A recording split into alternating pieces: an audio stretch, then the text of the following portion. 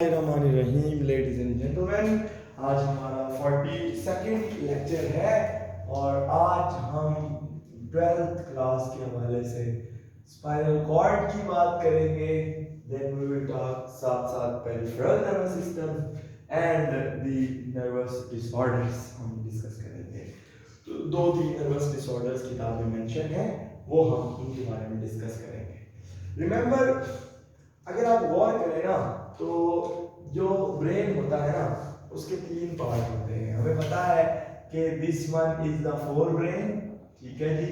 इसको हम ये फोर ब्रेन है यानी दिमाग का अगला हिस्सा, इसको प्रो इंसेफ्लॉन भी कहते हैं। प्रो मतलब पहले, इंसेफ्लॉन मतलब दिमाग। जैसे आपने माइक्रोसेफली नहीं पढ़ा था, माइक्रो मतलब छोटा, छोटी खोपड़ी वाला। इसी तरह ये जो दिस वाला, ये जो दूसरा पार्ट है, इसको अगर मैं बात करूँ तो ये है जी, जो मैं ग्रीन पार्ट बनाए हैं, ये सारे का सारा mind brain. And a very small portion of the mid brain is present in between them. वो जरा कट व्यू में नजर आ जाएगा, लेटरल व्यू में हम ऐसा उसको नहीं देख सकते। ये लेटरल व्यू है, मतलब मैं ऐसे खड़ा हूँ और ये मेरा सेरिबेलम है, ये मैंने छोटा सा मिड बनाया, ये मेरा दिमाग है ऊपर और ये स्पाइनल कॉर्ड, ठीक है जी। ये इस तरह ही चलता है, ऐसे को ऐसे पीछे उसके अंदर स्पाइनल कॉर्ड, ठीक है जी। तो अब ये जो पोर्शन है ना, जिसको मैं अभी आपके सामने ब्लू वो मार्क करने लगे हैं, ये सारे का सारा है spinal cord. And this is what we say thread. ये देखना इसमें आ रहा है थ्रेड लाइक स्ट्रक्चर, हाँ, थ्रेड लाइक स्ट्रक्चर विच, हाँ, which इधर ही देते हैं, which runs from medulla oblongata to lower back inside the vertebral canal। Vertebral column भी कहते हैं। वर्टेब्रल कॉलम का समझे ना, जो ये एक वर्टिब्रा है, ये दूसरा वर्टिब्रा है, ये तीसरा, इस तरह। तो जो इनके दरमियान जो इसके अंदर हर वर्टिब्रे में एक सुराख है, जिसे वर्टेब्रल फोरामिन कहते हैं। फोरामिन का मतलब सुराख होता है। तो वो जो सारे वर्टिब्रे आपस में जुड़ते हैं वो एक नाली बन जाएगी ना, उस नाली को स्पाइनल कैनाल या वर्टेब्रल कैनाल कहते हैं। और उस नाली जो वर्टेब्रल कैनाल है उसके अंदर ये स्पाइनल कॉर्ड चलता है। मेडुला ओब्लंगेटा यानी इस पार्ट से लेकर ये बोन्स है, ये मेडुला ओब्लंगेटा, ये सेरिबेलम है। ये हाइंड ब्रेन के तीन पार्ट है, ये आपने पहले पढ़े हुए हैं, सही है। तो मेडुला ओब्लंगेटा जिससे ये इस तरह चलता है और लोअर बैक तक जाता है, यानी यहाँ सैक्रम से थोड़ा सैक्रम तक जो उसके बाद है, और ये यहाँ पे जाके एक कोन की शक्ल में इस तरह बंद हो जाता है, सही है। तो इसको हम कहते हैं जी कि इस स्ट्रक्चर का नाम भी आपको कोनस वर्टिकुलर इस तरह कुछ है, मुझे भूल गया, सही है। इधर देखें तो अब वो लेकिन किताब में नहीं लिखे। अब ये आ गया जी स्पाइनल कॉर्ड की जगह। अब अगर मैं इसका वेंट्रल व्यू यानी सॉरी जो बैक साइड से इसका व्यू, पोस्टीरियर व्यू आपको दूं, तो वो क्या होगा कि ये एक बंदे का दिमाग है, सही है जी। और जो है ये सिर्फ बताने का मकसद है ये सारी बातें कि स्पाइनल कॉर्ड बेसिकली करता क्या है। ये उसका दो सेरिब्रल हेमिस्फीयर है, ये दूसरी उसको क्या कहते हैं, उसका सेरिबेलम है, और ये इस तरह से एग्जिस्ट करता है spinal cord inside the vertebral column. ये बंदे का मुंह उस तरफ, ठीक है, और ये वर्टेब्रल कॉलम के अंदर है, और इससे मुख्तलिफ नर्व्स निकलती हैं। इसको हम इस तरह लिख देते हैं, ठीक है ना। तो गर्दन के हिस्से में इससे 7 नर्व्स निकलती हैं, 7 ही वर्टिब्रे हैं तो उनसे। इसी तरह सीने के हिस्से से इससे 12, और फिर पेट के हिस्से से 6, और मतलब ऑनवर्ड इस तरह से चलता रहता है। लेकिन बताने का सिर्फ मकसद ये है कि ये वो है स्पाइनल कॉर्ड। ये सारी सिर्फ definition, it is the part of the central nervous system, क्योंकि सेंट्रल नर्वस सिस्टम में ब्रेन और स्पाइनल कॉर्ड आते हैं। अच्छा, अब अगर मैं इस जो पोर्शन है इसको मुख्तलिफ पार्ट्स में, यानी इसके यहाँ से कट लगा के अगर मैं इसको देखूं फर्ज किया तो आई वुड से कि जी ये जो है ना इसकी शक्ल कुछ मुख्तलिफ हिस्सों में मुख्तलिफ होगी, यानी क्रॉस सेक्शन जो है ना इसका वो मुख्तलिफ हिस्सों में मुख्तलिफ होगा। किसी जगह पे वो कुछ इस तरह हो जाएगा, ऐसे भी सही है। किसी जगह पे वो फर्ज किया यहाँ पे वो बिल्कुल इस तरह हो गया है, सही है। किसी जगह पे वो बिल्कुल ही लाइक इस तरह है। तो लेकिन हम एक जनरल स्ट्रक्चर बताने के लिए स्पाइनल कॉर्ड का एक क्रॉस सेक्शन इस्तेमाल करते हैं और उसको हम मतलब दरमियान वाला जो पोर्शन है उसको मैं ब्लू बना देता हूं और उसको हम कुछ इस तरह से बना देते हैं, सही है। और उसके गिर्द जो हिस्सा होता है वो कुछ इस तरह फर्ज किया, ठीक है। अच्छा, अब हमें पता है कि जो ये बाहर वाला हिस्सा है, ये जो मतलब मैं बना रहा हूँ जिसको मैं शेड कर रहा हूँ, रेड से शेड कर रहा हूँ, ये जितना हिस्सा है ना ये इधर को भी और इधर को भी, इधर मैं इसलिए नहीं बना रहा क्योंकि इसमें मैंने डायग्राम बनानी है, मजीद इसको एक्सटेंड करना है, इधर भी थोड़ी सी शायद इस्तेमाल करूं। तो ये जो अगर मैं आपके सामने बनाऊं ना तो इस पोर्शन को हम कहते हैं वाइट मैटर। क्या कहते हैं? White matter. और इसमें माइलिनेटेड एक्सॉन्स होते हैं। कौन से एक्सॉन्स होते हैं? Myelinated axons. दूसरा जो अंदर वाला पार्ट है जिसको मैं एक साइड को ब्लू शेड कर रहा हूं दूसरी को नहीं, इसको हम कहते हैं द ग्रे मैटर। और इसमें सेल बॉडीज होती हैं प्लस इसमें नॉन माइलिनेटेड एक्सॉन्स होते हैं, सही है। और ये जो पार्ट होता है इसको ग्रे मैटर कहते हैं और ये थोड़ा सा डार्क होता है बाहर वाले, ये बटरफ्लाई की तरह का शेप का होता है, but it's shape varies in different areas of the spinal cord, ठीक है। अब बेसिकली स्पाइनल कॉर्ड, ये तो हमने कहा दिया कि स्पाइनल कॉर्ड इज द अपना जी, यानी क्रॉस सेक्शन तो हमने देख लिया कि हमने ये कह दिया कि ये सेंट्रल नर्वस सिस्टम का पार्ट है, पर असल में इस स्पाइनल कॉर्ड से मुख्तलिफ नर्व्स निकलती हैं, मैंने आपको बताया था। और ये सेंट्रल नर्वस सिस्टम है, इसका फंक्शन ये है कि बाकी पेरिफेरल नर्वस सिस्टम को ब्रेन के साथ कनेक्ट कर, सारे के सारे नहीं तो बहुत सारी बॉडी के पार्ट्स को ब्रेन के साथ कनेक्ट करना, और ये उनसे सेंसरी इंपल्सेस को रिसीव करता है और फिर उन इंपल्सेस को ब्रेन में भेजता है और फिर ब्रेन से जो ऑर्डर्स आते हैं वो उस ऑनवर्ड उसकी प्रोपेगेशन करता है, सही है। तो लेकिन वो हम इसके फंक्शंस में बात इस जगह पे लिख लेंगे। लेकिन अभी जो बात बतानी है वो ये है कि जब ये निकलता है, जब इससे नर्व्स निकलती है, वो मैंने बताया फर्ज किया ये एक नर्व निकल रही है, दूसरी, तीसरी, चौथी। होता ये है कि जो वर्टिब्रे है ना, आपको पता है कि यहाँ पे 7 वर्टिब्रे सर्वाइकल रीजन में, यानी जो नेक वाला रीजन है उसमें सर्वाइकल 7 वर्टिब्रे हैं, और वो जो 7 वर्टिब्रे नेक रीजन के हैं ना, वो उन पहले का नाम एटलस है, दूसरे का एक्सिस है, वो आपने शायद पहले पढ़ा भी हुआ है। वो उनके यानी एटलस के अलावा बाकी हर वर्टिब्रे के बाद एक एक नर्व इधर को और एक एक नर्व इधर को निकलती है, सही है। वो जोन से जिस तरह निकलती है, सही है, वो एटलस की नर्व उसके अंदर से निकलती है, सही है। तो इसको हम कह देते हैं जी के C1 cervical 1, left cervical 1, right cervical 1, फिर इस तरह जो थोरैसिक वर्टिब्रो जोन से नंबर का वर्टिब्रा है उस थोरैसिक 1 तो T1 T2 इस तरीके से, फिर नंबर 1 L1, ठीक है, फिर सैक्रल इस तरह ऑनवर्ड। तो जोन सी नर्व जिधर से भी निकलती है ना, ये जो एक ग्रीन नर्व है मैं इसको वहां निकाल के आपके सामने दिखाता हूं। ये ग्रीन नर्व मैंने आपको पहले भी बताया था, ये सिंगल नहीं निकलती, ये 2 तरह की ब्रांचेस की शक्ल में निकलती है।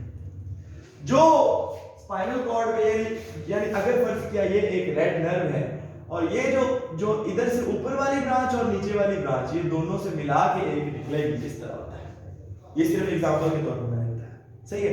अच्छा, जो ब्रांचेस ऊपर की साइड पे होती हैं उनको हम कहते हैं सेंसरी रूट्स। क्या कहते हैं? सही है। तो फर्ज किया मैं आपके सामने एक इस तरह सेंसरी रूट बना दिया, और सेंसरी रूट में एक गैंग्लियन होता है।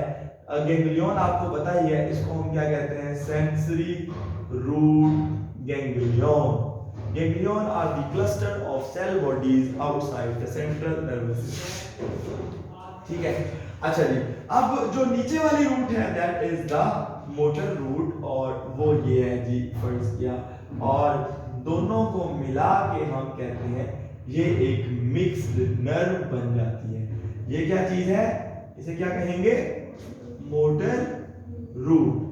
और दोनों को मिला के ये जो चीज बनी है that is the mixed nerve. और जितनी स्पाइनल कॉर्ड से 31 पेयर्स ऑफ नर्व्स निकलते हैं, और सारी की सारी नर्व्स जो हैं वो मिक्स होती हैं, और वो ऐसे निकलती हैं, सही है। सेंसरी रूट में मैसेजेस किस तरह आते हैं वो सारी बात मैं अभी आपको बताऊं, वो पेरिफेरल नर्वस सिस्टम पढ़ाने के लिए ये वाली डायग्राम इस जगह पे बनाई है, ठीक है। इधर भी समझे, इधर से भी जो नर्व निकल रही है वो इसी तरह निकल रही है, सही है। तो अब आपको लग गया पता कि 31 पेयर्स निकलते हैं, और सारे के सारे मिक्स्ड नर्व्स होती हैं। मिक्स्ड नर्व मतलब इसमें सेंसरी न्यूरॉन के एक्सॉन्स भी होंगे और मोटर न्यूरॉन्स के एक्सॉन्स भी होंगे। अच्छा, अब जो इसमें अगली हम बात करें तो वो ये है सर कि इसको सम अप करके हम डायरेक्टली शिफ्ट करें पेरिफेरल नर्वस सिस्टम के ऊपर। तो उस सम अप करने के लिए हमें पता होना चाहिए कि what is the function of spinal cord. Structure हमने सारा देख लिया, ये क्रॉस सेक्शन करके भी देख लिया कहां से कहां तक जाता है। अच्छा, इसके अलावा याद रखिएगा जिस तरह ब्रेन की 3 प्रोटेक्शंस होती हैं, इसकी भी 3 प्रोटेक्शन। सबसे पहले आप डेफिनेशन लिखेंगे, सही है, बोर्ड के पेपर में ये लॉन्ग क्वेश्चन आ जाता है। सबसे पहले आप डेफिनेशन लिखेंगे, फिर आप इसकी प्रोटेक्शन लिखेंगे, फिर आप इसकी क्रॉस सेक्शन यानी स्ट्रक्चर लिखेंगे, फिर आप इसकी फंक्शन लिखेंगे। साथ साथ दरमियान में अगर कहीं कोई ना कोई एडिशनल पैराग्राफ ऐड करना पड़ जाए तो वो आप करते जाएंगे। साथ में ये वाली आप डायग्राम बनाएंगे, इनको आप स्किप भी कर सकते हैं क्योंकि ये किताब में नहीं बनी, सिर्फ just for the sake of information और बोर्ड को अच्छा करने के लिए हम बना। अच्छा, समझ गए इस बात को? तो 31 पेयर्स ऑफ द नर्व्स हमें पता लग गई। और फंक्शन व्हाट आर, हम ये बात करें, सॉरी, फंक्शन क्या है? याद रखिए इसके 2 अहम तरीन फंक्शन है। एक तो ये बॉडी के साथ ब्रेन को, बॉडी को ब्रेन के साथ कनेक्ट करता है, और दूसरे नंबर पे ये जो बॉडी को यानी sometimes acts as coordinator during the reflex action। वो जो एक्शन तेज होते हैं उसमें आपको बताया था ना कि यहीं से मैसेजेस आ जाते हैं, जो जब तक डायग्राम बनाई थी। तो ये रिफ्लेक्स एक्शन के दौरान खुद एज कोऑर्डिनेटर एक्ट करता है। इधर देखिए किताब में लिखा है, इधर देखिए। अच्छा, अब स्पाइनल कॉर्ड की भी 3 प्रोटेक्शन होती हैं। ब्रेन की 3 प्रोटेक्शंस क्या थी? क्रेनियम, उसके अंदर मेनिंजेस होती हैं, और तीसरी होती है दी जो है दी सेरिब्रोस्पाइनल फ्लूइड। पर इसके अंदर वो जो क्रेनियम वाला पार्ट है वो तो नहीं होती, लेकिन वो जो इसके अंदर वर्टेब्रल कॉलम की जो वर्टेब्रल कैनाल है यानी रीढ़ की हड्डियों, वो भी हड्डी की बनी होती है, ऊपर वो होती है। याद रखिएगा ये, अगर मैं आपको मैं आपको एक चीज बताना चाहता हूँ, ये किताब में नहीं लिखी लेकिन समझाना चाहता हूँ। वो क्या है कि सबसे दरमियान में अगर ये जो है ये स्पाइनल कॉर्ड है, ठीक है, मैं इसको लिख भी देता हूँ स्पाइनल कॉर्ड, सही है। और इसके गिर्द जो होती है ना वो होती है दैट वो इसके साथ जुड़ी होती है ग्रीन लेयर। इस लेयर को हम कहते हैं दी पिया मैटर। क्या कहते हैं? पिया मैटर। और इसके गिर्द जो होती है दैट इज दी अरेक्नॉइड, और इनके दरमियान थोड़ा सा जो है वो स्पेस होता है।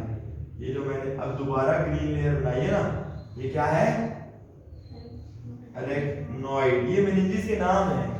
सबसे नीचे वाली पिया मैटर, फिर उसके ऊपर एरेक्नॉइड और इनके दरमियान में जो खाली जगह बची है इसे सब एरेक्नॉइड स्पेस कहते हैं।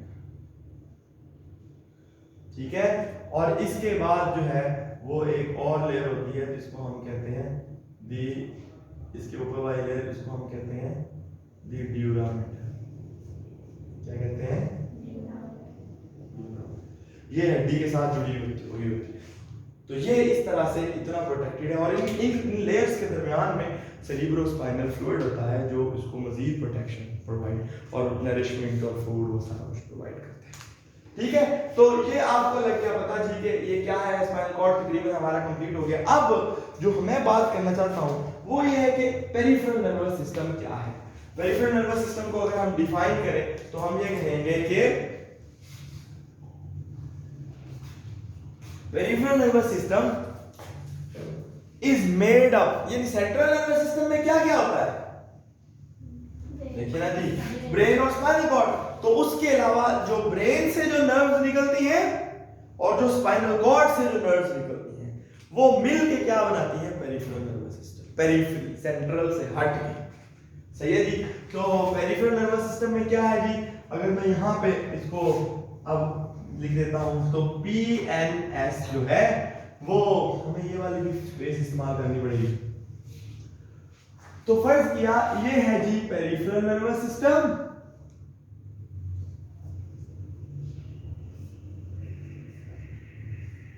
और it is made up of the 12 cranial bones, ठीक है, and 30 not bones, nerve, and 31 pairs यानी 62 स्पाइनल नर्व्स। ये इनका बना होता है। याद रखें इसका काम फिर क्या हुआ कि सेंट्रल नर्वस सिस्टम तक पैगाम लेके जाना और सेंट्रल नर्वस सिस्टम से पैगाम लेके इफेक्टर तक जाना।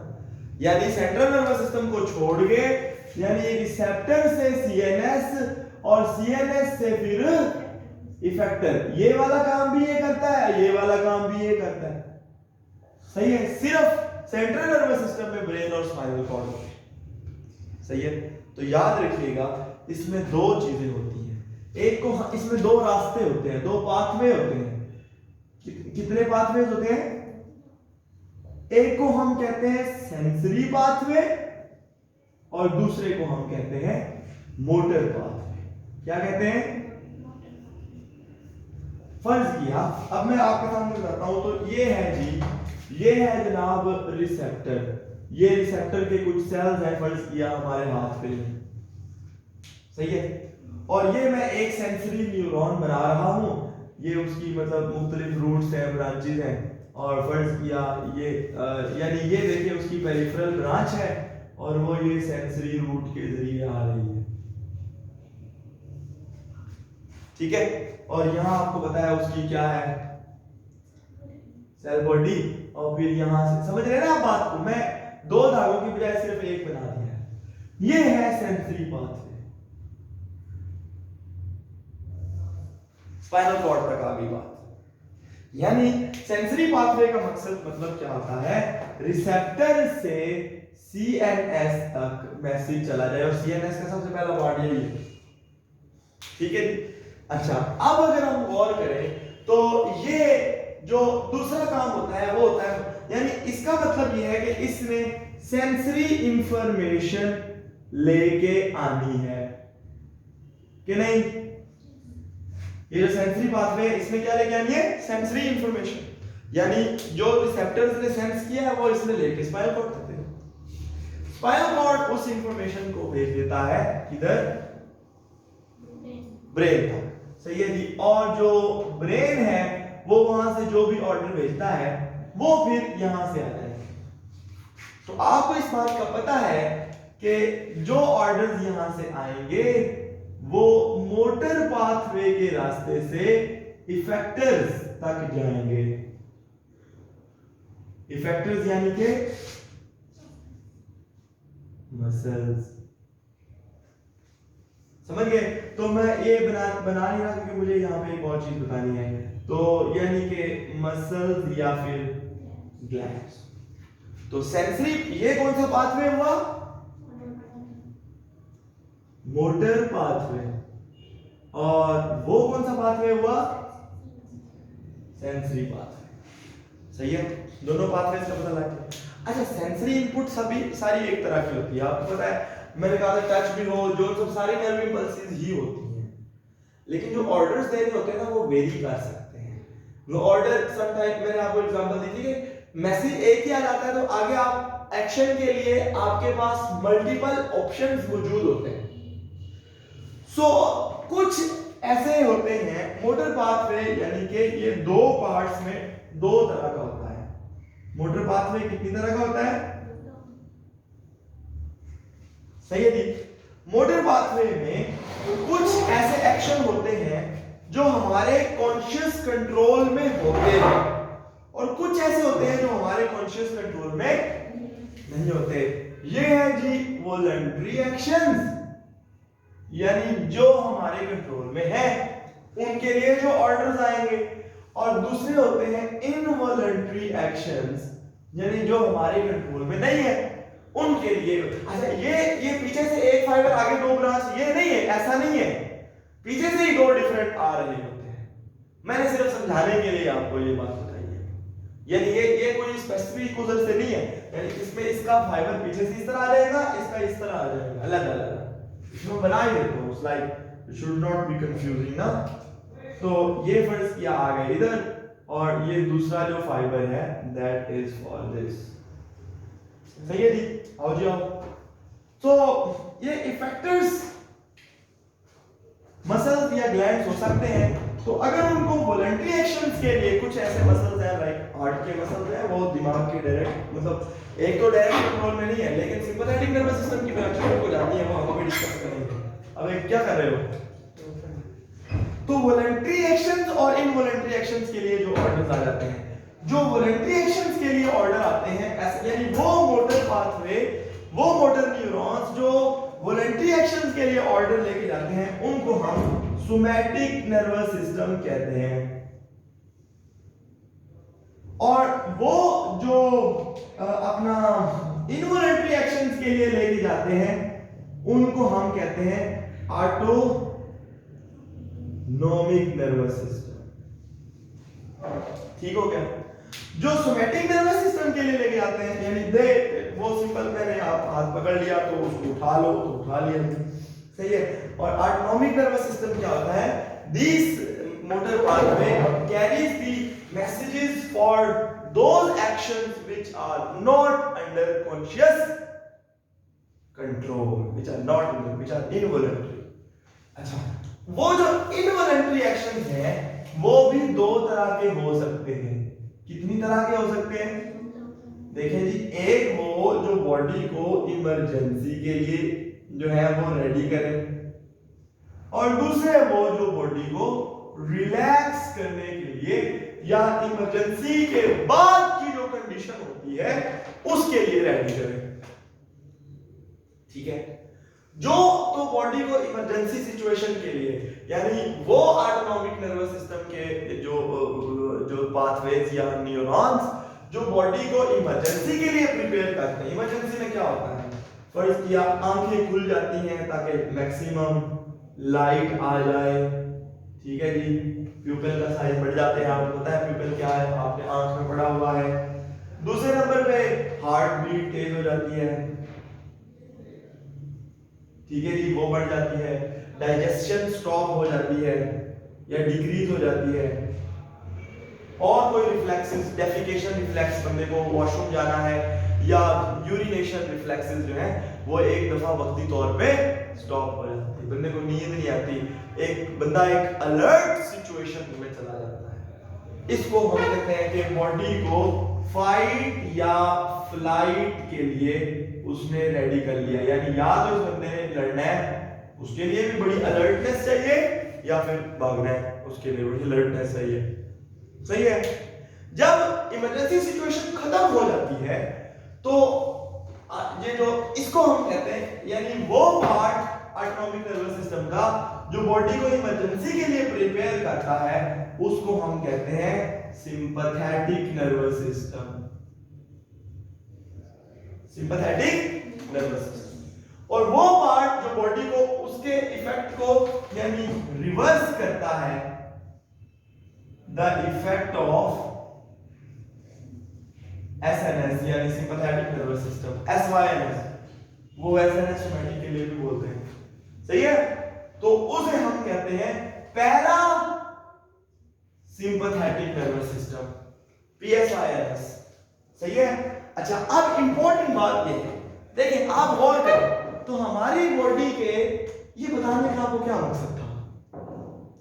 ये बताने का मकसद ये है कि हमारी बॉडी में सम टाइम बॉडी जो है वो उसको अलर्ट रखना जरूरी होता है उस वक्त, या सम टाइम उसको रिलैक्स करना जरूरी होता है। तो फिर हम उसके हिसाब से कुछ ऐसी दवाइयां बाहर से दे सकते हैं जो इसको या उसको एक्टिवेट कर सकती हैं। जिस तरह कुछ दवाइयां होंगी जिनका नाम होगा सिंपैथोमाइमेटिक ड्रग्स, जो सिंपैथेटिक नर्वस सिस्टम की मिमिक्री करती हैं, यानी वो बिल्कुल इसी तरह जाके एक्शन कर देती हैं। और कुछ वो होंगी जो पैरासिम्पैथोमाइमेटिक सल्फेट वगैरह सो और है, इसकी मैं जानबूझ के नहीं बताऊंगा, सही है। तो पैरासिम्पैथोमाइमेटिक ड्रग्स विच जो इसकी कॉपी करते हैं, यानी वो बंदे को नॉर्मल सिस्टम में नहीं जाते। इसके अलावा और भी बहुत सारा कुछ है। तो पता लग गया आपको पेरिफेरल नर्वस सिस्टम और स्पाइनल कॉर्ड में नर्वस डिजीजेस को हम अभी अगली वीडियो में देख लेते हैं। तो यहाँ तक मेरे को सवाल, is there any question please ask.